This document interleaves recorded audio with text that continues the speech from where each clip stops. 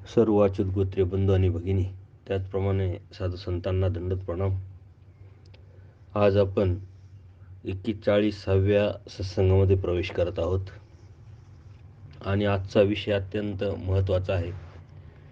आपण धर्माला लागल्यापासून हा जो विषय आहे किंवा हा जो शब्द आहे, सर्वात जास्त आपल्या कानावर जो पडत असेल तर तो म्हणजे आजच्या सत्संगाचा विषय, तो म्हणजे दोष. अनेक वेळा आपण हा शब्द ऐकत आलो. हे करू नका, दोष लागेल. ते बोलू नका, दोष लागेल. असा विचार जर केला तर दोष लागेल. हा जो दोष शब्द आहे, आपल्या मानगुटीवरती अगदी भूताप्रमाणे बसलेला आहे असं म्हटलं तर वावगं ठरू नये. कारण आपल्या धर्मामध्ये वावरत असताना किंवा काही क्रिया करत असताना, काही धार्मिकता सत्संग करत असताना हा शब्द आपल्या कानावरती वारंवार येत असतो आणि त्या कारणाने आपल्या मनामध्ये एक भीती निर्माण झालेली आहे. परंतु शास्त्रामध्ये किंवा परमेश्वराने तत्त्वज्ञानाच्या अनुषंगाने दोष हा शब्द कशासाठी आणि कुठं वापरलेला आहे हे आज आपण बघणार आहोत. खरं म्हणजे दोष म्हणजे नकारात्मक भावना, नकारात्मक विचार. आणि दोष हा शब्द आपण आपल्या भौतिक जगातामध्ये सुद्धा वापरत असतो. तिथं सुद्धा आपण पाप नको लागायला किंवा चुकीचं नको वाटायला या अशा अनुषंगाने घेत असतो. परंतु दोष हा शब्द साहित्यामध्ये एक वेगळ्या अर्थाने, वेगळ्या पद्धतीनं आलेला आहे आणि तो अत्यंत विचारपूर्वक साहित्यामध्ये आपल्याला सांगितलेला गेलेला आहे. पण तो आपण जर समजून घेतला तर त्यातली जी भीती आहे मनामध्ये ती नक्कीच निघून जाईल. आणि तसं न राहण्यासाठी, तसं न वागण्यासाठी आपण सावध होऊन नक्कीच प्रयत्नशील त्या गोष्टीपासून दूर जाण्यासाठी राहू. खरं म्हणजे आपण जे जोडतो तेच आपल्या पुढे ठाकत असते, येत असते. आपण जे केलेलं असतं तेच आपल्याला भेटत असतं, मिळत असतं. एक निसर्गाचा नियम आहे का जे पेरलं ते उगवत असतं. तशा पद्धतीनं आपण पूर्वकर्मामध्ये, पूर्वजन्मामध्ये ज्या ज्या क्रिया केलेल्या असतात, ज्या ज्या गोष्टी आपण धर्मानुषंगाने केलेल्या असतात, त्या मात्र पुढं येत असतात. मग त्या क्रियेमध्ये योग्य असेल तर योग्यता प्राप्त होत असते, अयोग्य असेल तर अयोग्यता प्राप्त होत असते. चांगलं पेरलेलं असेल तर चांगलं आपल्याला ऐकायला भेटेल, चांगलं आपल्याला उपयोगी पडेल. वाईट असेल तर त्या पद्धतीनं वाईटच आपल्यासमोर येत असतं. तर हा जो दोष आहे हा मागील सृष्टीत जोडलेले जर असेल तर तेच पुढं ठाकत असतं. म्हणून आपण आपल्या आजच्या जीवनामध्ये जीवन जगत असताना आपल्या अडीअडचणी आपल्या समोर जेव्हा येतात तेव्हा हा विचार करणं अत्यंत गरजेचं आहे की जो अडचण आपल्यासमोर आज आहे किंवा ज्या गोष्टी आपल्यासमोर आज आलेल्या आहे त्या आपणच केलेल्या आहे आणि त्या आपणच केलेल्या असल्यामुळं आपल्यासमोर आलेल्या आहे, येत आहे. त्यामुळं त्याला न घाबरता किंवा त्याचा भाऊ न करता त्याच्यावरती आपण कसं मात करता येईल आपल्याला किंवा त्याच्या पुढं कसं जाता येईल याचा विचार करून आपण प्रयत्न करणं अत्यंत गरजेचं आहे. कारण एक गोष्ट ज्यावेळेस आपल्या समोर येत असते, जोपर्यंत ती येत राहील तोपर्यंत आपण मात त्याच्यावर करत नाही. पण त्या गोष्टीवर, त्या संकटावर, त्या अडचणीवर जर आपण एकदा मात केली, तीच गोष्ट परत पुन्हा आपल्यासमोर येणार नाही. म्हणून कधीतरी केव्हा तरी आपल्याला तिच्यावरती मात करावं लागेल. या अनुषंगाने आपण धीरानं जर त्याच्यावरती मात करण्याचा प्रयत्न केला तर नक्कीच त्यातून आपल्याला बाहेर पडता येईल. खरं म्हणजे अनंत जन्मात, अनंत सृष्टीत आपण ह्या ज्या गोष्टी जोडलेल्या असतात त्याच संकटा म्हणून, त्याच अडचणी म्हणून आपल्या जीवनामध्ये येत असतात आणि त्या अनुषंगाने आपण त्याच्यावरती मात न केल्यामुळेच त्या पुन्हा पुन्हा येत राहतात. हा विचार धर्मामधला आपल्याला अत्यंत उपयुक्त आहे आणि जर होकारात्मक विचार जर केला तर नक्कीच त्याच्यावरती आज आपण प्रयत्न करून मात करण्यासाठी सतत क्रियाशील आपण राहू. परंतु कोणत्याही क्रियेला अडीअडचणी जरी असल्या, संकट असले, तर परमेश्वर म्हणता उपाय नाही असे काही आहे का? परंतु काय उपाय केला पाहिजे, कसा उपाय केला पाहिजे ते आपल्याला समजलं पाहिजे. तर तो विचार आपण केल्यानंतरच आपल्याला लक्षात येईल. आणि उपाय नाही असं काही आहे का, असं परमेश्वर स्वतः एका लीळेच्या माध्यमातून आपल्याला समजावण्याचा प्रयत्न करतात. एकदा दुपारचा पूजा अवसर झालेला असतो आणि त्या दुपारच्या पूजा अवसर झाल्यानंतर परमेश्वर आसनी बसलेले असतात, उपविष्ट झालेले असतात. जवळच महादाईसा बसलेले असतात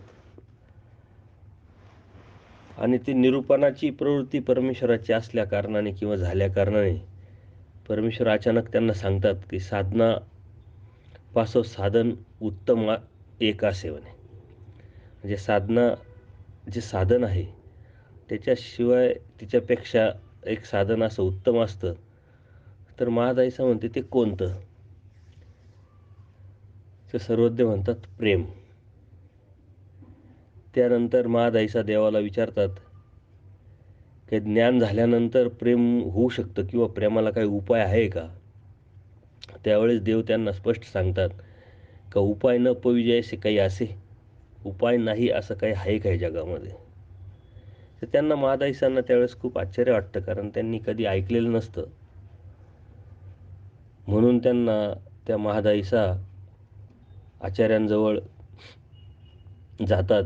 आचार्य हे नदीतीरी गेलेले असतात, काही व्यापाराच्या अनुषंगाने, कपडा वगैरे धुण्याच्या अनुषंगाने. तर त्यावेळेस महादाईसा त्यांना सांगते की नागद्या नागद्या प्रेमाशी म्हणे उपाय असे म्हणे. तर त्यावेळेस आचार्य म्हणतात असं काही बोलू नका, तुम्ही गप्प बसा म्हणे रूपे. हे घडीची ना, म्हणजे हे होऊ शकत नाही. हे आतीची ना प्रेमाशी उपाय काहीसा म्हणे. तर महादाईसा म्हटले ना नागद्या असे.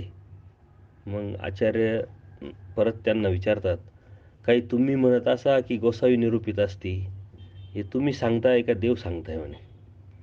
महादाईसा अर्थातच सांगतात की मी काही म्हणत नाही, ज्ञानात प्रेमाशी उपाय आहे हे परमेश्वरच सांगत असतात.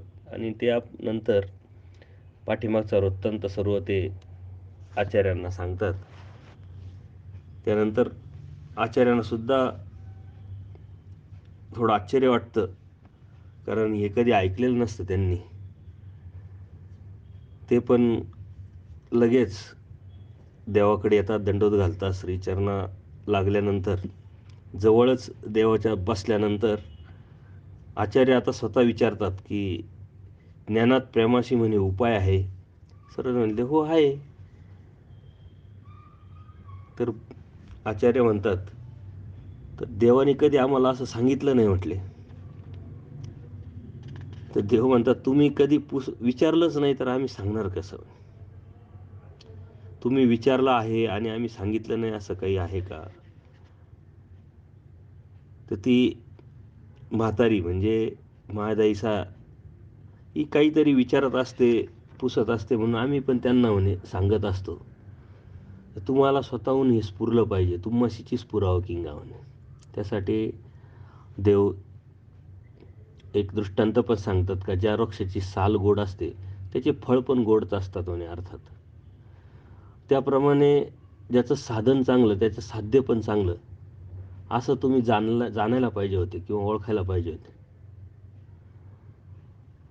त्या अनुषंगाने देव सांगतात की कौना एकाशी, म्हणजे कोणा एका व्यक्तीला दोन स्त्रिया असतात म्हणे, एक आवडती एक नावडती.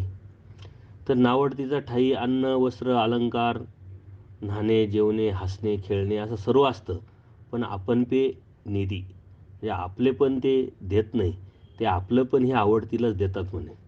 तसं परमेश्वर अनुसरल्याशी जो जीव असतो त्याला हसणं खेळणं सर्व काही देतात, पण आपण पे हे भक्ताशीची देते म्हणे. त्या अनुषंगाने परमेश्वर सांगतात, पोरा जीवाशी आग्रह नाही. आग्रह जर केला तर परमेश्वर ज्ञानी अशी पण प्रेम देतात. ज्याप्रमाणे एखादी दुबळी माता असे म्हणे, म्हणजे गरीब असते, तिला मुलं असतात, तर तानुले जे मुलं आहे त्याला दूधच द्यावं लागतं. ते दूध दिल्याशिवाय राहत नाही. इतरांना बाकीच्या काही गोष्टी दिल्या तरी चालतात, पण मग ते दूध देण्यासाठी ती स्वतःजवळचं जे सूप चाटू वगैरे जे काही असेल भांडे महत्त्वाचे ते सुद्धा गहाण ठेवून दूध पाजते म्हणे. त्यासाठी जीवानी तळमळीत जन्माला घातलं पाहिजे. तळमळीत जर जन्माला घातलं तर परमेश्वर म्हणता आपले प्रेम देते. पोरा जीवाशी अप्राप्ती ते दुर्लभ. पुरो जीव करीना परी करीन ऐसी हावी न बंदे. म्हणजे करेल का नाही करेल याचा विचार न करता त्यांनी हाव तरी धरलं पाहिजे का मी हे करीन, प्रयत्न तरी केला पाहिजे. म्हणून परमेश्वर स्पष्ट सांगतात, अनुसरल्याचा देव. निरंतर परमेश्वराची आरती केली पाहिजे, निरंतर परमेश्वराचा विरह भावला पाहिजे. या अनुषंगाने आपण याचा विचार जर केला या वेळेचा किंवा परमेश्वराने सांगितलेल्या तत्त्वज्ञानाचा किंवा निरूपणाचा, तर परमेश्वर स्पष्ट जीवाला होकारात्मक विचार करायला लावतात. आपण विनाकारणच आपल्या मनामध्ये एक भीती निर्माण करून घेतलेली आहे की ह्यापासून दोष लागेल, त्यापासून दोष लागेल, मी हे जोडलेलं नाही आहे, मला हे भेटेल का, मी अनाधिकारी. अशा अनेक गोष्टींनी आपल्या मनामध्ये भूत निर्माण आपण करून घेतलेलं आहे. आणि ते आपल्या मनातलं जे भूत आहे तेच खरं आपल्यासाठी दोषरूप आहे. म्हणून प्रयत्न केला पाहिजे, होकारात्मक विचार केला पाहिजे, सतत तळमळ आणि चिकित्सा रूप धर्म समजून घेऊन जाणून घेऊन करण्याचा प्रयत्न केला पाहिजे. तर मागील सृष्टीच्या दोषामुळे धर्मापासून गेला, त्या दोषाची प्रायचित्त जर झालेली नसेल तर पुढील सृष्टीत ज्ञानदेही तो दोष उद्भवत असतो. आता मागील सृष्टीमध्ये एखादा दोष आपण जोडलेला असेल आणि त्यावेळेस जर आपण प्रायचित्त किंवा दुःख उक्त केलेलं नसेल, कबुली दिलेली नसेल, तर तोच दोष आपल्याला या ज्ञानदेही ह्या सृष्टीमध्ये किंवा ह्या जन्मात तो पुढं येत असतो. तर आपण मागच्या सृष्टीचा विचार करण्यापेक्षा आज आपल्या समोर जी अडचण आहे, जे संकट आहे, ते बाहेर आलेलं आहे, त्याच्यावरती कसा मात करता येईल, त्याच्यावरती कसा पुढं जाता येईल याचा आपण विचार केला पाहिजे. तर मागील सृष्टीचा दोष असं जर म्हणत राहिलं तर आपल्याला आज ते ज्ञान झालेलं आहे, आज आपल्याला समजलेलं आहे, परमेश्वराने आपल्याला निरूपणातून या साऱ्या गोष्टी समजून सांगितलेल्या आहे. तर त्या समजून सांगितल्या असल्यामुळे जर आपण समजून घेतलं तर ते करणं खूप सोपं आहे. कारण पाठीमागे जन्मामध्ये आपण काहीतरी चुकीची गोष्ट केलेली आहे, ती आपल्याला माहीत नसल्यामुळं त्यावेळेस आपण प्रायचित्त घेतलं नाही किंवा मग आपल्या अज्ञानामुळं अन्यथा ज्ञानामुळं त्या अहंकार आपल्या मनामध्ये, अहंभाव आपल्या मनामध्ये निर्माण होत असतो आणि त्यामुळं आपल्याकडून ते प्रायचित्त घेतलेलं नसेल, तो दोष उक्त केलेला नसेल, तर नक्कीच पुढं कधीतरी आपल्या समोर ही गोष्ट येत असते. म्हणून आज त्याला काय उपाय आहे हा आपण विचार केला पाहिजे. आज उपायाचा विचार न करता आपण त्या गणितात किंवा त्या विचारातच नकारात्मक भावनेमध्येच आपण अडकून गेलेलो असतो. त्यासाठी समजण्यासाठी एक तुम्हाला भौतिक जगातला एक दृष्टांत सांगतो. एक राजा असतो आणि त्या राजाला कोणत्याही प्रकारचं मूलबाळ नसतं. म्हणून तो सतत विचार करत असतो की आता यानंतर आपल्या गादीला वारसदार कोण. म्हणून तो एक शक्कल लढवतो, एक युक्ती करतो, एक दरवाजा आपल्या राजवाड्याला तयार करून घेत असतो. तो विशिष्ट प्रकारचा दरवाजा तयार केल्यानंतर त्याच्या बाजूलाच एक गणित तयार करतो आणि ते गणित सोडवण्यासाठी लोकांना आव्हान करतो का जो कोणी युवक हे गणित सोडवेल, गणित सोडवल्यानंतरच हा दरवाजा उघडेल आणि जो दरवाजा हा उघडेल त्याला मी या राजसिंहासनाचा वारसदार बनवेल. तर ते गणित थोडं अवघड तयार केलेलं असल्यामुळं ती दवंडी पिटावल्या गेली, सर्व लोकांना समजलं. आजूबाजूच्या राज्यातले अनेक गणिततज्ञ यायचे, ते गणित बघायचे आणि ते गणित बघितल्यानंतर त्यांना ते काही सोडवता येत नसायचं, म्हणून ते परत रिटर्न जायचे. असे अनेक लोक येऊन गेले. राजाला पण आश्चर्य वाटतंय, कारण राजाला सिंहासनावर बसण्यासाठी अत्यंत हुशार व्यक्तीची अपेक्षा होती, हुशार वारसदाराची अपेक्षा असल्यामुळं त्यांनी ती युक्ती लढवलेली होती. अनेक दिवस झाल्यानंतर शेवटची तारीख राजा डिक्लेअर करतो की या तारखेपर्यंत जर कोणी आलं नाही तर पुढचा विचार केला जाईल. त्यानंतर अनेक लोक येऊन जातात. तर शेवटच्या दिवशी 3 लोक येतात. एक शेजारच्या राज्यातला गणितज्ञ असतो, एक त्यांच्याच राज्यातला एक मोठा हुशार व्यक्ती असतो आणि त्यांच्यात राज्यातला एक मनुष्य असतो का जो शेती करत असतो, दिसायला अशिक्षित दिसत असतो, परंतु तो सुद्धा एक धाडस करून तिथं आलेला असतो एक प्रयत्न करण्यासाठी. पहिला गणितज्ञ, त्याला काही कळत नाही, तो बघतो गणित सोडवता येत नाही, तो निघून जातो. दुसराही त्याच पद्धतीनं प्रयत्न करतो, निघून जातो. आता सर्व राजाला म्हणा, शिव राज्यातल्या जनतेला, दरबारातल्या माणसांना असं वाटतं की इतके मोठे मोठे गणितज्ञ येऊन गेले, त्यांना हे गणित सोडवता आलं नाही, म्हणून त्यांना दरवाजा उघडता आला नाही. यांनी हा सर्वसाधारण आपल्या राज्यातला माणूस, शेतकरी मुलगा, तो काय सोडवेल? पण तो वेगळा विचार करत होता. एक वेगळी दृष्टी त्याच्या मनामध्ये निर्माण झालेली असल्यामुळे तो त्या गणिताकडे जातच नाही, गणिताकडे बघतच नाही. तो अडचण काय आहे आपल्याला, उत्तर काय आहे, आपल्याला दरवाजा उघडायचा आहे. दरवाजा उघडण्यासाठी आपल्याला गणित सोडायचं आहे. अनेक लोक येऊन गेले, गणित सोडवण्यासाठी प्रयत्न केला, निघून गेले. आपण पहिले दरवाजा उघडतोय का नाही बघू, दरवाजाला हात लावून पाहू, त्यानंतर काय अडचण येते त्याचा विचार करून मग आपण गणित सोडवण्याचा प्रयत्न करू. अशा पद्धतीने विचार करतात ती व्यक्ती जाते. दरवाजाला हात लावल्याबरोबर, थोडंसं ढकलल्याबरोबर लगेच दरवाजा उघडला जातो आणि सर्वांना आश्चर्य वाटतं की दरवाजा उघडला, दरवाजा उघडला. राजाला सुद्धा बरं वाटतं का कोणीतरी वारसदार आपल्याला भेटलाय.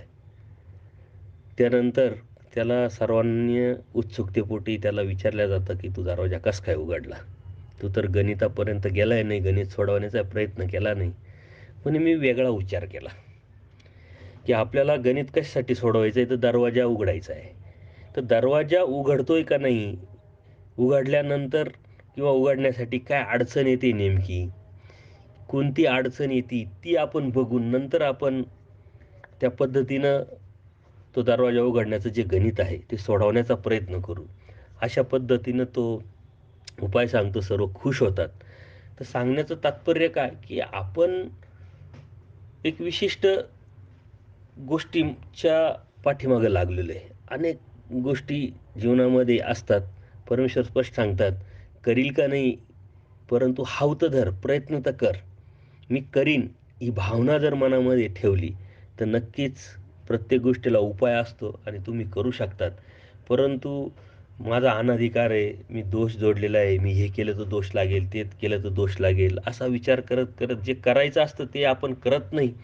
आणि म्हणून अनेक जन्मामध्ये, अनेक सृष्टीमध्ये हे करायचं राहिलेलं आहे.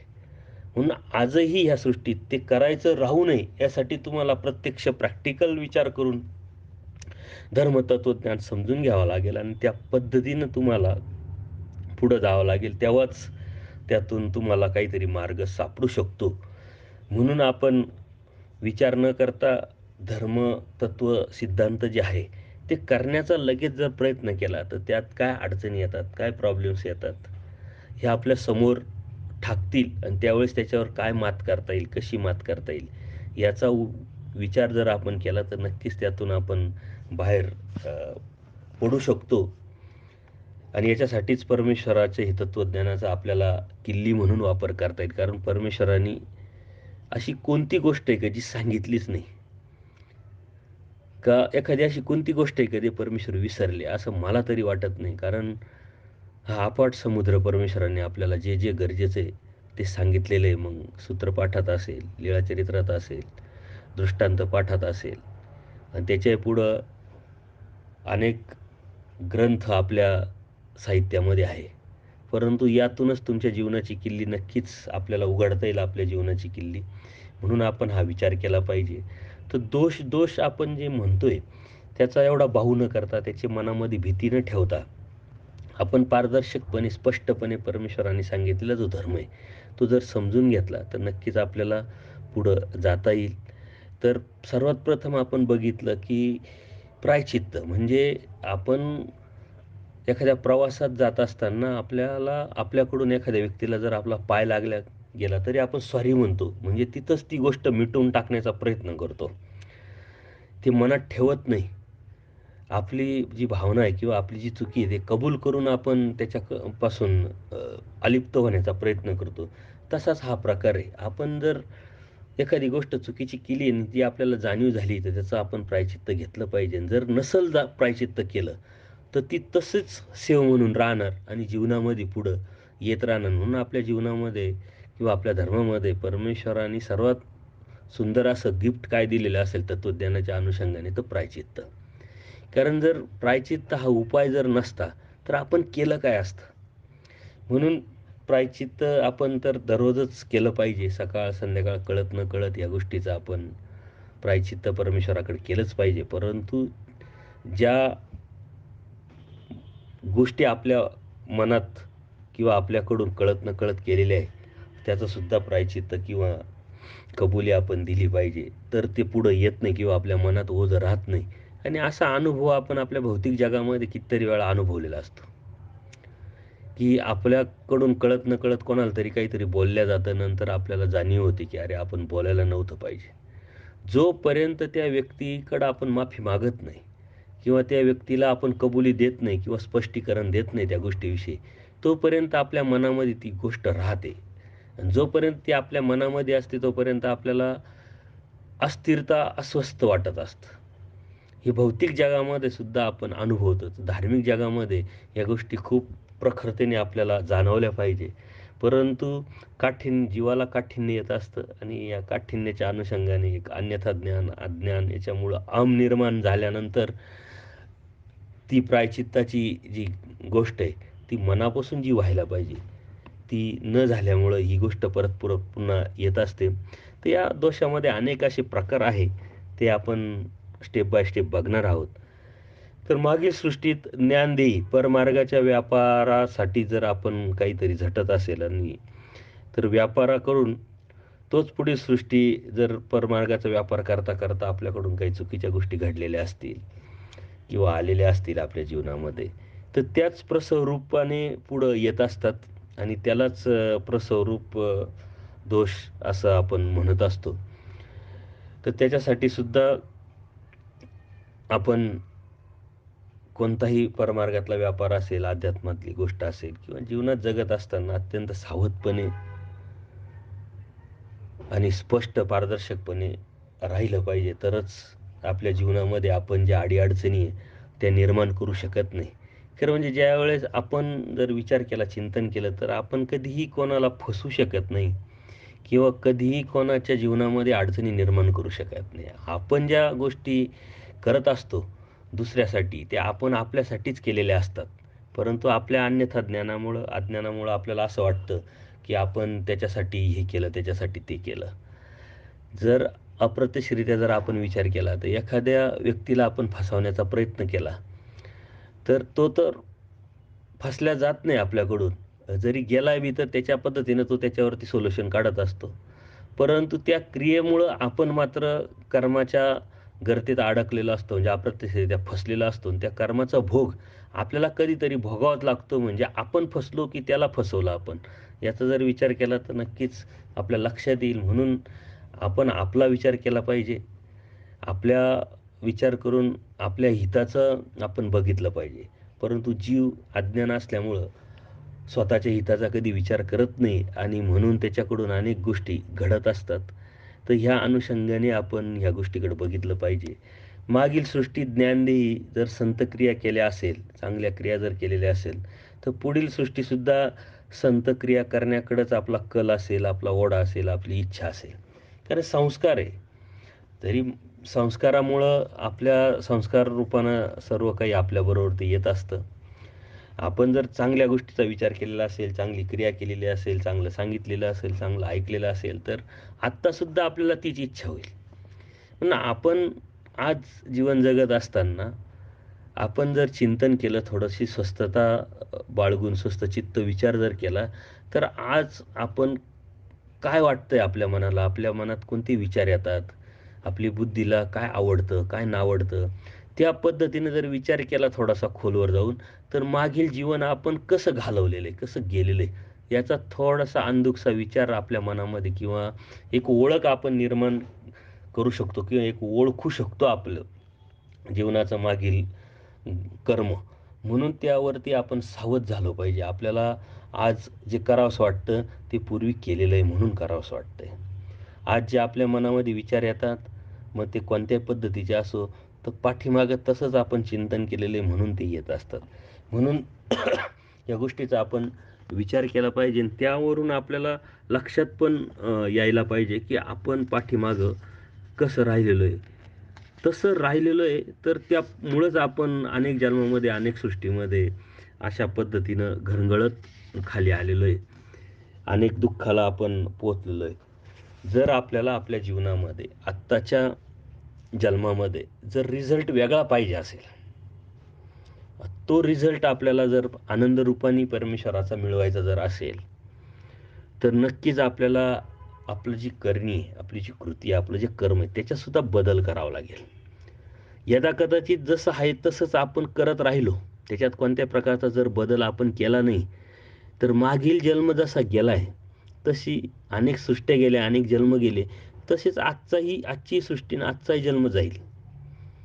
कारण वेगळा रिझल्ट काही भेटणार नाही. आणि जर वेगळा रिझल्ट किंवा वेगळा निकाल आपल्याला पाहिजे असेल, परमेश्वराचा आनंद, परमेश्वराची प्राप्ती आपल्याला हवी असेल, तर जसा विचार करत आलो त्याच्या व्यतिरिक्त विचार आपल्याला करावा लागेल, त्याच्या पलीकडचा विचार करावा लागेल. कारण पलीकडचा परमेश्वर तो आपल्याला आज समजला आहे, जाणवलेला आहे.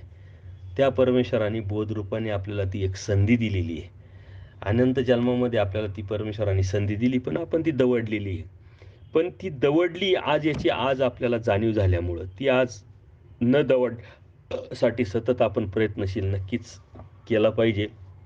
कारण क्रिया क्रियेप्रती कारण म्हणजे क्रियेने क्रिया निर्माण होत असते, क्रियेमुळं क्रिया प्राप्त होत असते आणि त्यातूनच मग आपल्याला नवीन चाल, नवीन जीवन, नवीन जन्म किंवा नवीन रस्ता आपल्याला सापडत असतो. त्यासाठी आपल्याला सतत प्रयत्नशील राहणं, चिकित्सक राहणं, संशोधक वृत्तीनं आपण धर्म समजून घेणं आणि त्यावरती चालण्याचा प्रयत्न करणं, हेच आपली ड्युटी आहे, कर्तव्य आहे. एकदा असंच माईम भटांना परमेश्वर संसरण प्रकरण निरूपत होते म्हणजे, तर त्यावेळेस माईम भटांनी आचार्यांना देवाला विचारलं, की सृष्टी अंतर्वृत्ते चैतन्याची देवता असते म्हणे, तर मायाची ईश्वराची प्रवृत्ती ओळगे, तरी एरी कैसी असती जी, म्हणजे माया जर परमेश्वराची प्रवृत्ती ओळगत असते आणि त्या पद्धतीनं चालत असते, पण इतर ज्या देवता आहे त्या कशा असतात मग? हे देवता निर्वच परमेश्वराने इथं या लीळेमध्ये सारं सांगितलेलं आहे. खरं म्हणजे ह्या ज्या लीळा आहे, मी प्रमाण म्हणून परमपूजनीय आचार्य श्री देवदत्त आश्रम जाधववाडी बाबांचं स्मरणपाठ लीळा चरित्र म्हणून वापरत असतो.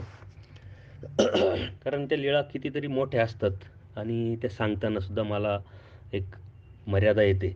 म्हणून माझ्या डोक्यात एक आलं, की स्मरणपाठातल्या लीळा उत्तरार्ध 207 नंबरची जी लीळा आहे, जर आपण ती बघितली तर अधिक प्रकाश तुमच्या पडू शकतो. कारण मी संक्षिप्त स्वरूपातल्या ह्या लीळा प्रमाण म्हणून तुम्हाला देत असतो. तर माईम भटांनी तसं विचारल्यानंतर देव स्पष्ट सांगतात का काही देवता उच्च असतात, काही नीच असतात. सर्व देवतांच्या संदर्भात परमेश्वर त्यांना सांगतात, जे आपण देवता वर्गामध्ये सर्व बघितलेले पहिली आठ आईली तिन्ही समानाची देवता आहे की राजसा आहे की तामसा, अशा पद्धतीनं देवता निर्वच सर्व सांगितल्यानंतर पूर्णपणे देवतेचं परमेश्वराने त्यांना निरूपण केलेलं आहे या लीळेमध्ये. आणि त्यातून शेवटी शेवटी परमेश्वराचा आणि देवतेमधला नेमका फरक परमेश्वराने सांगितला आहे का जीवदेवता सापेक्ष असतात, परमेश्वर निरपेक्ष असतो. जीवदेवता स्वाभिमानी असतात, परमेश्वर निराभिमान असतो. जीव भजक असतो, देवता भज्य असतात. आणि म्हणून त्या देवता ज्या आहे पालापाणी अति तर अभिमान अति, म्हणजे काही ठिकाणी जर पालापाण्याची जर आपण पूजा अर्चा केली तर तिथं आपोआपच ते देवता अभिमान घेतात. तर त्यावेळेस माईम त्यांना विचारतात की जर ते पालापाणी टाकलं म्हणजे पूजा अर्चा जर प्रतिबंध केली म्हणजे बंद केली तर ते अभिमान काढून घेत असेल आणि काढून घेतल्यानंतर मग ते जे केलेलं जी पूजा अर्चा आहे पालापाणी ते वाया जाईल का? तर देव म्हणतात कशाला वाया जाईल, क्रियाप्रयोग ते अभिमान होणे. कारण क्रियाप्रती कारण का फळाप्रती कारण, क्रियेत लेपू लागे एकी निर्लेप क्रिया, तर ती काही वाया जात नाही म्हणे. क्रियाने क्रिया निर्माण होत असते आणि त्यातून काहीतरी भेटतच असतं. खूप मोठी लीळा आहे, ती तुम्ही नंतर बघू शकता. सांगण्याचा उद्देश काय की आपण जे केलेलं आहे त्यातूनच कोणते तरी उद्भवत असतं. जसं तुम्हाला मी सांगितलं का जसं पेरलं तसं उगवत असतं. म्हणून दोषरूप ज्या गोष्टी आहे त्यासुद्धा त्याच पद्धतीनं आपल्या पुढं येत असतात. आपण आजच्या जीवनामध्ये कसं जगतोय, कसा विचार करतोय, कसं वागतोय, कशा अडीअडचणी आहे, तर त्या सर्व आपण पूर्वकर्मात मिळवलेली एक शिदुरी असते आणि ती शिदुरीच आपल्याला समोर येत असते. तर त्याच्यावरती जर मात करायची असेल, त्याच्या पुढं जर जायचं असेल, प्रगती करायची असेल, तर त्याच्यावरती मात करावं लागेल प्रयत्नाने. जशी एखादी व्यक्ती 10वी गेली आणि 10वीला बसल्यानंतर काही विषय फेल झाले, तो म्हणजे नापास झाला. तर त्याला परत 10वीला पास होण्यासाठी परत त्या 10वीतच बसावं लागेल. असं नाही की बाबा विशिष्ट दिवस गेल्यानंतर आपोआपच 10वी पास म्हणून ते बोर्ड डिक्लेअर करायला आणि मग आपल्याला 11वीला ॲडमिशन घेता येईल, असं कधीही होत नाही. त्याला जर पुढं जायचं असेल तर ती 10वी पास ही झाल्याशिवाय त्याला पुढं जाताच येणार नाही. म्हणजे ही त्याची ती अडचण आहे. त्यांनी ती निर्माण केलेली आहे. त्याच्या वेळेस प्रयत्न केला असता, अभ्यास केला असता, तो पास झाला असता. परंतु तेव्हा विचार न करता वेळ दवडल्या कारणामुळे किंवा अभ्यास न केल्यामुळे त्याचे काही विषय राहिले आणि आता त्याला तेच रिपीट केल्याशिवाय पर्याय नाही. तसं आपल्या जीवनामध्ये जे जे येतं आहे ते पूर्वकर्मात आपण ते ठेवलेलं आहे आणि त्याच्यावरती मात केल्याशिवाय आता आपल्याला कोणत्या प्रकारचा पर्याय नाही. म्हणून पुढं आपल्याला जाण्यासाठी त्याच्यावरती मात करावं लागेल. ती प्रयत्नाची मात असेल, जाणीवीची असेल, परमेश्वराच्या प्रार्थनेतून असायला हवी. तर अनुसरल्याच्या कर्माची जी त्रिविधता झाली होती, तर प्रमाद घडता क्षणीच त्याच्या त्रिविध कर्माची चाल सुरू होते, कर्मनिष्पत्ती सुरू होते. आणि हे जे तसं 8वीच्या मुलाला आपण जर 10वीचं सांगत बसलो की 10वी खूप अवघड असते, त्याला खूप अभ्यास करावा लागतो, खूप सिरियस, आणि 10वी नंतर असं असतं तसं असतं, तर सांगून काय उपयोग नसतो. जोपर्यंत तो 10वीत जात नाही तोपर्यंत त्याची ती अडचण आहे जी आपण सांगतोय ती येणार नाही. म्हणून अनुसरल्याशिवाय त्याची जी कर्माची त्रिविधता आहे जी झाली होती त्याच्याशिवाय तो जो क्षण आहे प्रमादाचा तो येत नसतो आणि ती चाल पण पुढं निर्माण होत नसते. तशा पद्धतीनं त्या कर्माची निष्पत्ती सुरू होण्यासाठी ती वेळ यावं लागते आणि ती वेळ आल्यानंतर ते आपोआपच त्या अडीअडचणी येत असतात आणि त्यातूनच त्याचा जे दोष असतात त्यांनी जोडलेले ते पुढं येत असतात आणि त्या दोषावरूनच त्याला पुढं जाऊन त्याच्यातून निघायचं असतं. त्याच्याशिवाय त्याचं ते अनुसरण असेल, परमेश्वराला एकनिष्ठ शरण गेलेलं जे आहे ते प्राप्त होऊ शकत नाही आणि तो त्यातून निघू शकत नाही. तर त्यात तसंच देहापाठी चतुर्विधीला जाणार आणि साध्यपर योग्यता शून्यावर येते. म्हणजे काय? जर यदा कदाचित तो अनुसरला आणि त्यांनी पाठीमागे जन्मात जे दोष जोडलेले असतात त्याची दोष ते अडचणी आल्यानंतर जर त्यांनी त्याच्यावर मात नाही केली तर तो परत देहापाठी चतुर्विधीला म्हणजे नरकाला, स्थावर नरकाला, जलद्रूप नरकाला जाण्याची शक्यता असते आणि तो जात असतो. परंतु जरी तो गेला तर साध्यपर योग्यता शून्यावर येत असते. म्हणजे परमेश्वर प्राप्ती जी आहे त्याची ती शून्यावर येते, कारण त्यांनी त्याच्यावरती मात केलेली नसते. पण साधनपर योग्यता ती जी आहे ती प्रतिबंधते, संचित राहते, पुढे ज्ञानदेही उपयोगी पडते. पुढं त्याला परत त्यातून तो निघाल्यानंतर जेव्हा परमेश्वर दुसऱ्या सृष्टीमध्ये त्याला बोध देतात, ज्ञान देतात, त्या ज्ञानदेही परत त्याचा जे संस्कार रूपाने त्याच्याजवळ असतं ते त्याला उपयोगी पडत असतं. तर साध्यपर आणि साधनपर योग्यता जर आपण लक्षात घेतली तर आपल्या लक्षात येईल काही नेमकी गोष्ट आहे काय. तर त्यासाठी साहित्यात पण उदाहरण आपण पण बघत असतो, दिलेलं असतं. तर एखादा नोकर असतो, 20 वर्ष आपल्याकडं काम केलेलं असतं इमानदारीनं, त्यांनी सेवा केलेली असते, त्याच्या बदल्यात त्याला पगार पण भेटत असतो. आता त्यांनी इमानदारीनं काम केलेलं असतं, खूप दिवसाचा तो नोकर असतो, त्यासाठी त्याला आपण पगार तर देतोच, परंतु नुसतं पगारच देत नाही तर त्याच्याबरोबर मानपान पण देत असतो, की नाही हा चांगला नोकर आहे, इमानदार नोकर आहे, आमचा खूप विश्वासू माणूस आहे, त्याला मानपान आपण देत असतो. विश्वासाने त्या गोष्टी त्याच्यावरती काही गोष्टी आपण जबाबदाऱ्या पण टाकत असतो. तसं विधी आचरल्याने साधनपर योग्यता होते, परंतु एकदा त्याने भ्रष्टाचार केला म्हणजे ती जी व्यक्ती आहे, तर त्यांनी 20 वर्ष राहिला, पगार घेतला, त्याला मानपान त्याच्या बदल्यात भेटत होता इमानदारीने राहिल्यामुळं, परंतु त्याच्या मनात एक लालच निर्माण झाली आणि कधी काळी त्याच्याकडून एखादी चुकीची गोष्ट घडली म्हणजे भ्रष्टाचार केला किंवा काहीतरी बेईमानी त्यांनी केली. इतके दिवस इमानदारीचं जर त्यांनी काम केलेलं असेल तर त्याचं नाव मात्र राहत नाही. आपण त्याच्यावरचा विश्वास आपला उडून जातो आणि तो विश्वास उडाल्यामुळं त्याला जे मानपान आहे तो भेटत नाही. पण त्यांनी काही कारणास्तव स्वतःची चुकी कबूल केली, मान्य केली आणि इथून पुढं मी असं कधी करणार नाही, म्हणजे अप्रत्यक्षरित्या प्रायश्चित्त घेतलं, तर आपण त्याला परत कामावर ठेवू, पगार पण देऊ, पण जेवढा पहिल्या प्रमाणात त्याला मानपान देत होतो किंवा त्याच्यावर जबाबदारी किंवा विश्वास टाकत होतो तेवढ्या प्रमाणात आपण ते करू शकत नाही. तसंच प्रमाद घडल्यावरती साध्यपर योग्यता शून्यावर येते. म्हणजे परमेश्वर प्राप्तीचं जे रस्ता होता, कारण परमेश्वर प्राप्तीसाठी त्यांनी जे मिळवलेली शिदुरी होती किंवा परमेश्वरातलं आणि त्यातलं जे कमी अंतर झालेलं होतं ते अगदी शून्यावर येतं. म्हणजे एकदमच तो खालच्या थरावर येऊन जातो. परंतु त्याने जर क्षमा मागितली म्हणजे अप्रत्यक्षरित्या त्यांनी प्रायश्चित्त घेतलं, तर त्या पगाराप्रमाणे त्याला प्रायश्चित्त केलं तर त्याची साध्यपर साधनपर योग्यता सुरू होत असते परत. आणि क्रियावधीच्या पुरुषाने प्रायश्चित्त घेतले तर साधनपर व साध्यपर योग्यता दोन्ही सुरू होत असते.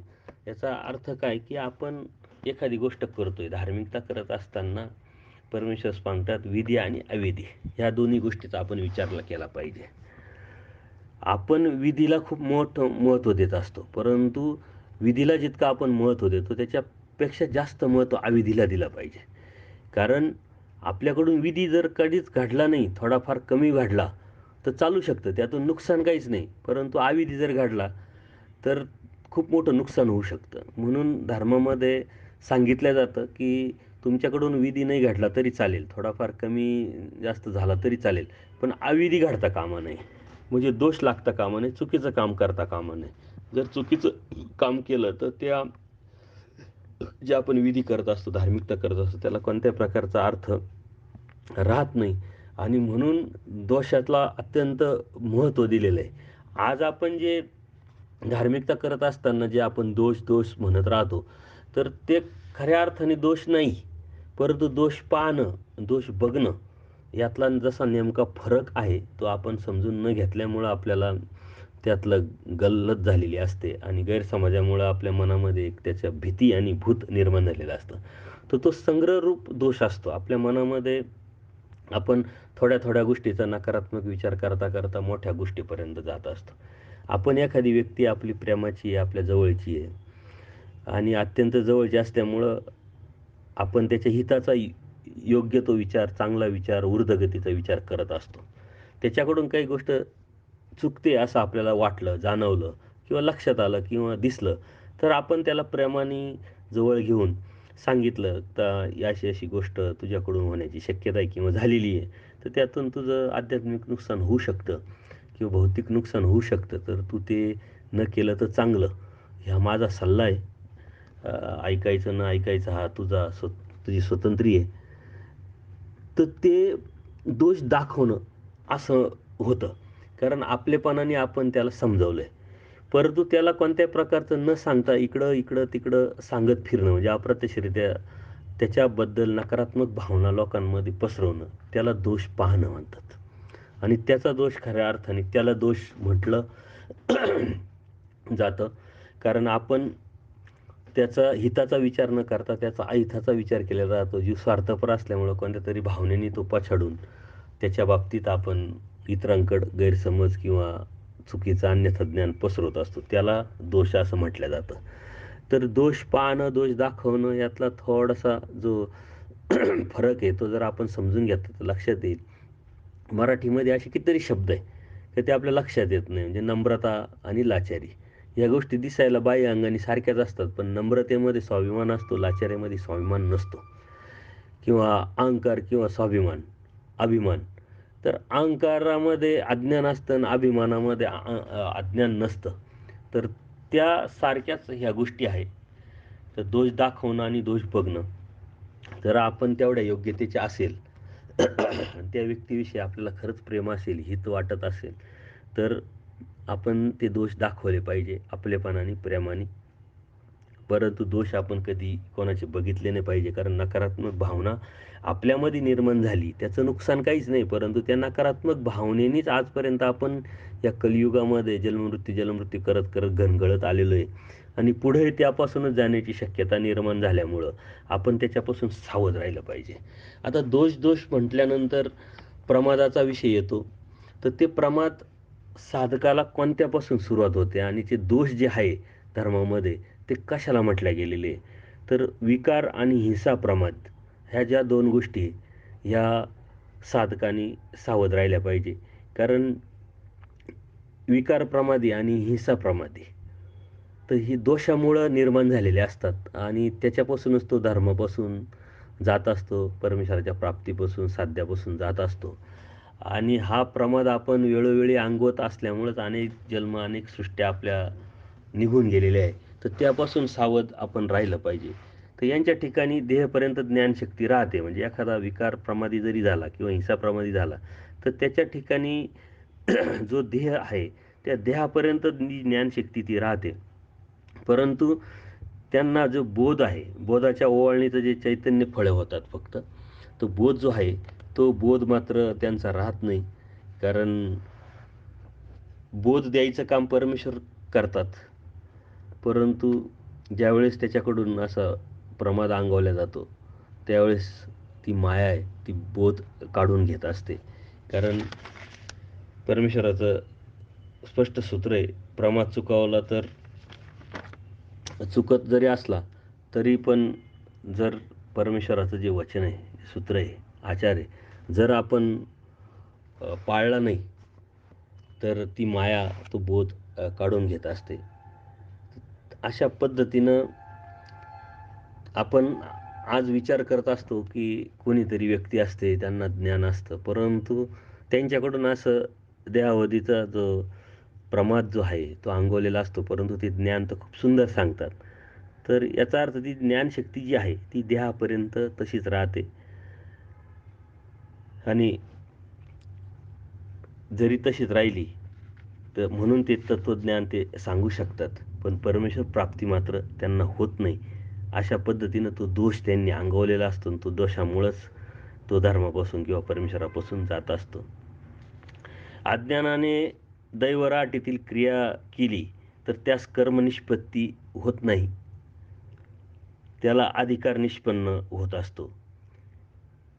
तर एखादा अज्ञानी जीव असतो तर दैवराटीमध्ये एखादी क्रिया जर त्यांनी केली, अज्ञान आहे, कळत नकळत त्याच्याकडून घडली किंवा त्याला कोणीतरी सांगितलं आणि एक धार्मिक कार्य म्हणून एक चांगलं कार्य म्हणून त्यांनी केलं, परंतु त्यातून त्याला काय पाहिजे हेच माहीत नसल्यामुळं त्याची जी कर्मनिष्पत्ती ती काही होत नाही, पण अधिकार निष्पन्न होत असतो. आता अधिकार निष्पन्न होत असतो, आपण म्हणतो अधिकार जीव सर्वाधिकारी आहे. आपणही उपदेशी झालो किंवा आपण दैवराटीत आलो तर अचानक आलेलो नाही आहे. किंवा आजही जे लोक येतात देवता भक्ती करणारे, देवता भक्ती सोडून परमेश्वर प्राप्तीला किंवा परमेश्वर भक्तीला लागतात, तर हे असल्या क्रियेमुळेच येतात. कारण अहेतुक जर त्यांनी काही क्रिया घडली मनापासून, जरी त्यांना अज्ञान असेल, परंतु कोणत्या प्रकारची भावना नाही, हेतू नाही, तर कळत-नकळत त्यांच्याकडून अशी क्रिया जर घडली, तर ती अधिकार त्यांचा निष्पन्न होतो आणि तो अधिकार निष्पन्न झाल्यामुळं कोणाला तरी परमेश्वर निमित्त करून त्याला परमेश्वराचं तत्त्वज्ञान हे त्याच्यापर्यंत पोहोचल्यानंतर परमेश्वर त्याला बोध देतात. तर तो अधिकार निष्पन्न झाल्यामुळंच त्याला तो बोध प्राप्त होत असतो. तर अनुसरण्यापूर्वी बोधवंताने जे साधन आचरले, त्यामुळे त्याला योग्यता मिळते व योग्यतेचे देवतेचे साध्य साधन निष्पन्न होते. म्हणजे अनुसरण्यापूर्वी एखादा बोधवंत असतो किंवा तर त्यांनी जर साधन आचरलं, म्हणजे क्रिया जर केली, तर त्याला योग्यता प्राप्त होत असते आणि ती योग्यता हळूहळू वाढत वाढत जाऊनच तो त्या योग्यतेला जात असतो. तर जर यदाकदाचित तो तिथपर्यंत पोहोचायला पाहिजे, तिथपर्यंत पोहोचला नाही, तर ते मात्र वाया जात नाही. ते त्याला साध्य आणि साधनपर जी योग्यता आहे, अधिकार आहे, ती त्यातून निष्पन्न होत असते. पुढे त्याच बोधवंताने अनुसरण जर घेतलं, तर ऊर्ध्व मार्गाला लागला तर ही योग्यता साधनपर योग्यतेत सामावून जात असते. म्हणजे अनुसरणाच्या अगोदर तो जे करतो, त्यातून साध्य साधन निष्पन्न होत असते आणि त्यांनी जर ते अनुसरलं, तर तेच साधनरूप जे निष्पन्न आहे, ते साध्य रूपापर्यंत जात असतं. परमेश्वराच्या प्राप्तीच्या अनुषंगाने त्याला सपोर्ट म्हणून किंवा उपयोग होत असतो. परंतु अनुसरण घडल्यानंतर प्रेमोपाय घडला, तर ती साध्यपर योग्यता प्रेमाच्या साधनात सामावून जात असते. अनुसरलं आणि प्रेमोपाय जर त्याच्याकडून घडला, कारण प्रेमाचे उपाय आपण बघितले, तर त्या उपायापैकी जर त्याच्याकडून एखादा उपाय जर घडल्या गेला, तर साध्यपर जी योग्यता आहे त्याची, तर ती प्रेमाच्या साधनात सामावून जात असते. म्हणजे अप्रत्यक्षरित्या प्रेमाचा अधिकारी तो जीव होत असतो आणि त्या प्रेमाच्या अधिकारी जीवालाच परमेश्वर त्याची वेळ आल्यानंतर प्रेम देत असतात. तर प्रमादानंतर होणारं जे निष्पन्न असतं, कारण आपण आता हे बघितलं की आपल्याला अडथळी, अडचणी, दोष जे जोडलेले असतात, त्यातून कशा पद्धतीनं हे आपल्यापुढं येत असतं आणि जरी येत असलं तर त्यातून काय निष्पन्न होत असतं, साधनपर काय, साध्यपर काय निष्पन्न होत असतं आणि त्यातून काय काय उपयोग होत असतो या जीवाला. परंतु प्रमादानंतर जर कळत-नकळत आपण किती प्रयत्न केला आणि घडलंच, प्रमाद झालाच, तर मग त्यानंतर काय? त्यानंतर काहीच भेटणार नाही का? तसं नाही आहे. तर प्रमादानंतर काय निष्पन्न होत असतं, तर त्या दोषातून सुद्धा परमेश्वर दयाळू, माळं, कृपाळू असल्यामुळं त्या दोषातून सुद्धा आपल्याला परमेश्वर काहीतरी देतात. तर प्रमादानंतरच्या क्रियेनं कणव, खंती निष्पन्न होत असते. म्हणजे एखादा जीव आहे, विकार प्रमादी झाला किंवा हिंसा प्रमादी झाला. त्या विकार, हिंसा प्रमादामुळं परमेश्वर प्राप्ती जी आहे, ती तर त्याच्यापासून दूर गेलीच, त्याला तर ती भेटणारच नाही. परंतु तरी तो धर्माला किंवा धार्मिकतेला सोडत नाही. परमेश्वर स्मरण, चिंतन, क्रिया, धर्मसेवा, तर मार्गाची सेवा ही करत राहतो. तर त्यातून परमेश्वराची कणव आणि खंती उत्पन्न होत असते आणि त्याच्यामुळं त्याला त्याचा उपयोग होत असतो. त्याच्यावरील परमेश्वराची जी खंती आहे, जेव्हा ही परिहरेल, म्हणजे जेव्हा परमेश्वर जे खंती घेतलेली जर ती निघून गेली, त्या सेवेनं किंवा आचारानं, परमेश्वरांनी सांगितलेल्या नियमानुसार जर त्यांनी परत आपलं जीवन काढण्याचा प्रयत्न केला, तर आधी राईके विके या न्यायानुसार परमेश्वर कणवेचं दातृत्व त्याला प्रथम करतात. थोर कणवात लीळेचे दातृत्व, यापेक्षा कमी असेल तर संबंधदानाचे दातृत्व, यापेक्षा कमी असेल तर ग्रहणदानाचे दातृत्व परमेश्वर करत असतात. आता परमेश्वर 4 दानं देत असतात. त्या दानापैकी हे लीळादान किंवा संबंधदान किंवा ग्रहणदान हे या कणवेतो जीवाला परमेश्वर देत असतात. तर कणव ही कधीही किंवा खंती ही कधीही प्रमादानंतर येत असते. जो प्रमादी त्याच्यासाठीच हा विषय असल्यामुळं आणि प्रमाद दोष अंगवल्यामुळं, दोष कोणते हे आपण मागे बघितलं, तर त्या अनुषंगाने आपण हे बघत आहे. यात भूमीमध्ये सुद्धा अनुसरल्याने प्रमाद अंगविला तर त्याला प्रमाद आक्षेप होतो. आता हे प्रथमच तुम्ही ऐकलं असेल, कारण भोगभूमी म्हटलं की भोगण्यासाठी किंवा भोगवण्यासाठी दिलेला देह किंवा दिलेली भूमी तिथं मग कर्मनिष्पत्ती नसल्यामुळं ना मागचं संपतंय पण पुढचं लागत नाही असं आपण ऐकलेलं आहे. परंतु ह्या निर्णयामध्ये भोगभूमीमध्ये सुद्धा जर एखादा जीव अनुसरला आणि त्याने त्या भोगभूमीमध्ये सुद्धा प्रमाद जर अंगावला गेला तर त्याला प्रमाद आक्षेपत असतो. म्हणजे तो लागत असतो, कारण नंतर संस्कार रूपाने त्याच्या पुढं तो ठाकणारा आणि तो नक्कीच इकडं आल्यानंतर कर्मभूमीमध्ये तो प्रमादी म्हणूनच गणला जाणार. म्हणून भोगभूमीमधला सुद्धा अनुसरलेल्या जीवाला जर प्रमाद अंगावलं तर त्याला प्रमाद आक्षेपत असतो. हे दोष आपण लावलेले पाठीमागच्या जीवनामध्ये आणि तेच आपण पुढं आल्यामुळं, आपण त्याच्यावर मात न केल्यामुळं आपल्या जीवनामध्ये या गोष्टी निर्माण झालेल्या असतात. परत विकार प्रमाद आपण बघितला, हिंसा प्रमाद बघितला, तसं विकल्प प्रमाद जो आहे, तर विकल्प प्रमाद याची या सृष्टीमध्ये खंती परिहार होतच नाही म्हटले. यामुळे त्याच्या प्रमादापूर्वी संबंधदान, भजना, पूजनाचे फळ आधी पुढील सृष्टी देतात. कारण विकल्प प्रमाद हा जो आहे, हा देवताजनित विकल्प आहे. परमेश्वर समर्थ आहे आणि तो समर्थ वाद त्या जीवाला सांगण्यासाठीच परमेश्वर बोध देतात. बोधाच्या अनुषंगाने जीव, देवता, प्रपंच आणि परमेश्वर यातला नेमका फरक त्याला समजतो. एवढं समजून सुद्धा परमेश्वर समर्थ आहे हे लक्षात येऊन सुद्धा तो जर विकल्प केला, म्हणजे परमेश्वराच्या समर्थवादावरती संशय घेऊन किंवा तिथं आपल्याला काही भेटणार नाही किंवा काहीतरी अपेक्षेने स्वार्थाने तो देवतेची भक्ती करायला लागला, तर तो विकल्प प्रमादी ठरत असतो. विकल्प प्रमादीची या सृष्टीमध्ये जी परमेश्वराची खंती ती परिहार कधीच होत नाही. परंतु जरी परिहार नाही झाली तर परमेश्वर दयाळू माळू असल्यामुळे त्याच्या प्रमादापूर्वी संबंधदान जे त्यांनी त्याला दिलेलं असतं, भजनाचं पूजनाचं जे फळ जे आहे ते मात्र परमेश्वर पुढील सृष्टीसुद्धा देतात. म्हणजे परमेश्वर न्यायिक असल्यामुळं ह्या जीवावरती कोणत्याही प्रकारचं अन्याय न होण्यासाठी दयाळू माळू कृपाळूपणातून ते परमेश्वर जीवाला हे देत असतात.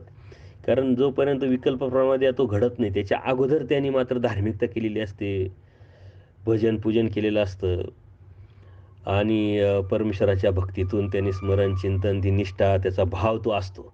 तर त्याच्या पाठीमागं जे प्रमादापूर्वीचं जे आहे त्याच्यासाठी परमेश्वर पुढील सृष्टी मात्र त्याला फळ देत असतात. तर दोषाची अनेक कारणं असू शकतात आणि दोष कोणते कोणते हे आपण परत पुढील सत्संगामध्ये बघणार आहोत. व याच कारणामुळे जीव प्रमाद अंगून सतत नरकात सुद्धा दुःख भोगत असतो. परंतु प्रमाद चुकावला तर चुकतो. एकदा चुकलेला प्रमाद परत मात्र येत नसतो. यासाठी मात्र जीवाने प्रयत्न करणं हे अत्यंत गरजेचं आहे. परंतु आपण कुठंतरी प्रयत्नात कमी पडतोय म्हणून अनंत जन्मात अनंत सृष्टीत हे दुःखाचे जे नरकरूपी जे दुःख आहे हे आपण सतत सतत भोगत आलेलो आहे. परंतु आपला प्रयत्न याच्यासाठी अत्यंत गरजेचा आहे आणि तो प्रयत्न ज्ञानातून, जाणीवेतून होणं हे अत्यंत गरजेचं आहे. कारण अज्ञानापोटी जर आपण करत राहिलो आणि करत आलो म्हणूनच आपण हे दुःख प्राप्त करत गेलो, प्रमाद अंगवत आलो, धर्म, बोध, परमेश्वराचं जे आहे हे सर्व सांडत आलो. मूळ सृष्टीमध्ये सुद्धा 3-3 वेळा परमेश्वराने आपल्याला स्वतः अवतार घेऊन तत्त्वज्ञान दिलं तरी आपण ते सांडवलेलं आहे. म्हणून प्रवाहसृष्टीमध्ये आपण या गोष्टी हे करत आलेलो आहे. तर ह्या ज्या गोष्टी आहे, प्रमाद चुकवला तर चुकू शकतो असं परमेश्वर स्पष्ट सांगतात. त्यासाठी एकदा परमेश्वराचा दुपारचं भोजन वगैरे झालेलं आहे आणि त्यांनी आरामासाठी पौड झाल्यानंतर तर परमेश्वर बसलेले असतात. सर्व भक्त लोक दायंबा वगैरे येतात, अवसर वगैरे करतात परमेश्वराचा, दंडोते घालतात, चरणं लागतात आणि त्यावेळेस परमेश्वराजवळ ते सर्व बसले असतात. जो दायंबा असतात सर्वज्ञ त्यांना सांगतात, काही का भोज्या, सापेक्ष सहकार्य ऐसे दिसत असे मा. ते म्हणजे जी मी गावा जाईन, म्हणजे ते अपेक्षेने देवाजवळ आलेले असतात आणि त्यांना काहीतरी विनंती घ्यायची असते, विनंती करायची असते, देवाला परवानगी घ्यायची असते आणि देव ते ओळखून ते सर्व विचारतात की तुम्ही कोणत्या अपेक्षेने आलेले. ते म्हणतात मला गावाला जायचं आहे. तर देव म्हणतात, "मग गावाला तुम्ही जातच असतात म्हणे, जात असतात, येत असतात, त्यात काय एवढं आहे?" तर ते म्हणतात, "नाही, नाही, आज आमचं श्राद्ध आहे आमच्या आजीचं. मी ब्राह्मणांना तिथं बोलवलेलं आहे, तर त्यासाठी मला जायचं आहे." ते म्हणतात, "मग कसे जाल तुम्ही? आज तर भूत चतुर्दशी आहे. सर्वत्र भूते, देवता सैर आहे आज आणि गावोगावी बळी द्यायचं काम आजच्या दिवशी करत असतात. त्याच्यामुळं आज तुम्ही जाऊ शकत नाही. तुम्ही जाऊ नका." पण ते काही ऐकत नाही. ते म्हणतात, "नाही, मला गेल्या वाचून काही गत्यंतर नाही. कारण मी सर्व नियोजन केलेलं आहे आणि सर्वांना बोलवलेलं आहे, तर मला जावं लागेल. आणि आम्ही जर देवाचे आहे, सर्वज्ञांचे आहे, तर आम्हाला काय त्याच्यापासून भीती आहे." असं अप्रत्यक्षरित्या दायंबा परमेश्वराला सांगतात. तर देव मग त्यांना समजावण्याचा प्रयत्न करतात. त्याच्या ठायी एक सामर्थ्य आहे, म्हणजे त्यांच्या ठिकाणी सुद्धा एक सामर्थ्य आहे आणि ते सामर्थ्यसुद्धा "ते तरी येथुनीची सिद्धी नेजेत की." ते सुद्धा सामर्थ्य आम्हीच सिद्धीला नेत असतो. त्यामुळं तुम्ही असं समजू नका, की आम्ही सर्वज्ञांचे आहोत आणि मग आम्हाला काय भीती. तर त्यावेळेससुद्धा दायमा म्हणतात, ते कसं काय? यावरी जरासंधाची गोष्ट परमेश्वर त्यांना सांगतात द्वापरयुगामध्ये. 17 वेळा म्हणे जरासंध जिंकला म्हणे. 18 वेळा श्रीकृष्ण चक्रवर्ती महादेवाच्यानी पाठीवरनं केले, म्हणजे पाठी आठ आठ 17 वेळा जरासंधाला परमेश्वर म्हणतात श्रीकृष्ण महाराजांनी हरवलं. पण 18व्या वेळेस स्वतः श्रीकृष्ण महाराजांनी पाठ दाखवली, म्हणजे त्याच्यापासून पळाले.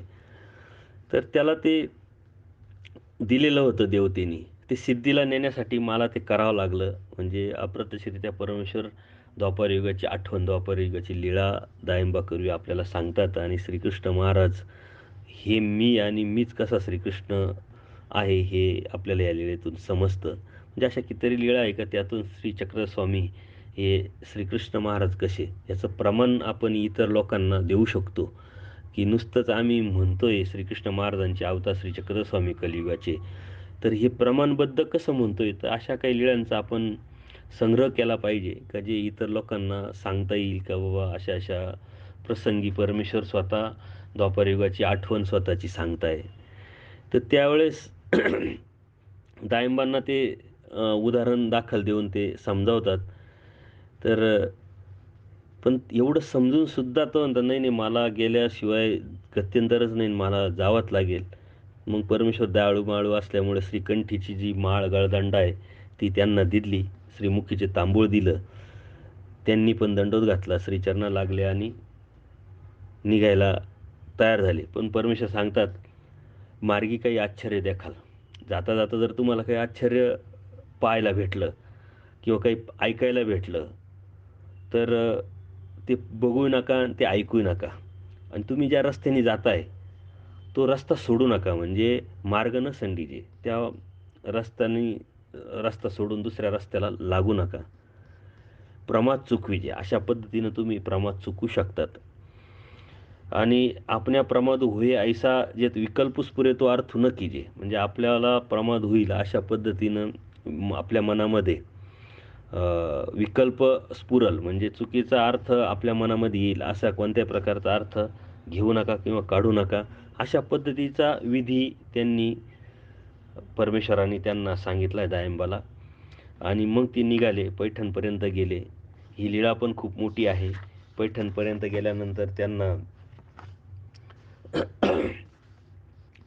ते दिवस मावळलेला असतो, अंधार झालेला असतो आणि त्यांना तर पुढं जाणं गरजेचं असतं म्हणून ते जात असतात.